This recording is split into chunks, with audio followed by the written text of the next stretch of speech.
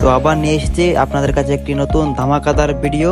তো আজ আমরা একটি নতুন ওয়াটারফলে যাওয়ার উদ্দেশ্যে আবার রওনা দিলাম। তো এখান থেকে আমরা চলে গেলাম এটা চামুনো। এখান থেকে আমরা খাওয়ার জন্য কিছু জিনিস নিলাম এবং জিনিসগুলো নেওয়ার পরে আবার আমরা বেরিয়ে পড়লাম সেই গন্তব্যে।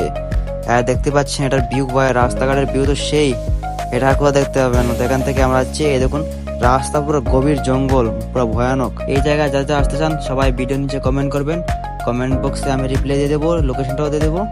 আর সেখান থেকে দেখতে পাচ্ছেন কি জঙ্গল ভাই, আর রাস্তাটা দেখলে তো বা কি পাথর এটা লাগে, যে পুরানো ঐতিহাসিক যুগে আমরা চলে এসেছি।